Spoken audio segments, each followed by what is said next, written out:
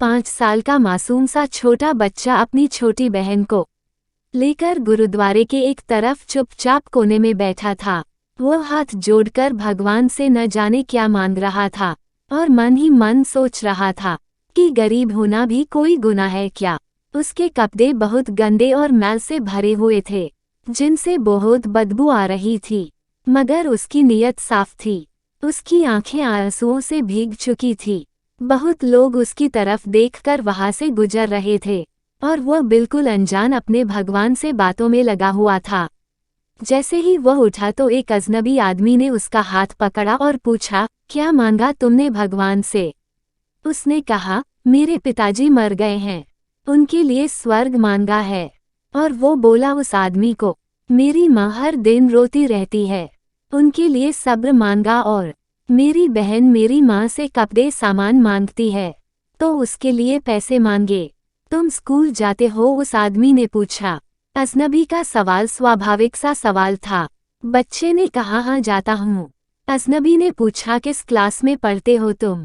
नहीं अंकल, पढ़ने नहीं जाता, माँ चने बना कर देती है, वह स्कूल के बच्चों को बेचता हूँ। बहुत सारे बच्चे मुझसे चने खरीदते हैं, हमारा यही काम धंधा है। बच्चे का एक एक शब्द मेरी रूह में उतर रहा था। तुम्हारा कोई रिश्तेदार है? न चाहते हुए भी अजनबी आदमी बच्चे से पूछ बैठा।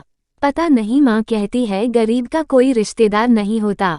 माँ झूठ नहीं बोलती, पर अंकल मुझे लगता है मेरी माँ कभी कभी झूठ बोलती है। जब हम खाना खाते हैं हमें देखती रहती है। जब कहता हूँ, माँ तुम भी खाओ, तो कहती है मैंने पहले ही खा लिया था। उस समय लगता है कि माँ झूठ बोलती है। अजनबी आदमी ने उससे पूछा, बेटा अगर तुम्हारे घर का खर्चा मिल जाए तो क्या तुम पढ़ाई करोगे? बच्चा बोला, बिल्कुल नहीं। क्यों? पढ़ाई करने वाले लोग गरीबों से नफरत करते हैं। अंकल, हमें किसी पढ़े हुए इंसान ने कभी नहीं पूछा, सब पास से गुजर जाते हैं। अजनबी हैरान भी था और शर्मिंदा भी। फिर उसने कहा, हर दिन इसी गुरुद्वारे में आता हूँ, कभी किसी ने नहीं पूछा। यहाँ सब आने वाले मेरे पिताजी को जानते थे, मगर हमें कोई नहीं जानता। बच्चा जोर जोर से रोने लगा। अंकल, जब बाप मर जाता है तो सब अजनबी क्यों हो जाते हैं? उसके पास इसका कोई जवाब नहीं था, क्योंकि मुझे उस समय तक यह एहसास कराने वाला वह छोटा सा बालक था जिसने मुझे अंदर तक झकझोर दिया था। और मेरे मन में केवल एक ही प्रश्न बार बार उठ रहा था कि सच में गरीब होना गुनाह है क्या? आज एक मासूम ने मुझे जीवन का बहुत बड़ा सबक दे दिया था। शायद कभी कभी ईश्वर इस तरह के दूत हमारे पास भेजते हैं ताकि हम आत्मचिंतन करके समाज के कल्याण की भावना की ओर अग्रसर हो सकें।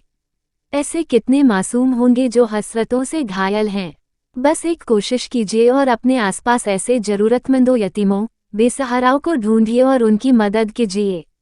मंदिर गुरुद्वारे में अन्न की बोरी देने से पहले अपने आसपास किसी गरीब को देख लेना।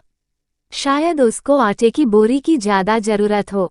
यही दरियादिली आपको एक अच्छा इंसान बनने में मदद करेगी। तभी हम एक बेहतर समाज और देश की परिभाषा को साकार कर सकते हैं। गरीब होना गुनाह है क्या?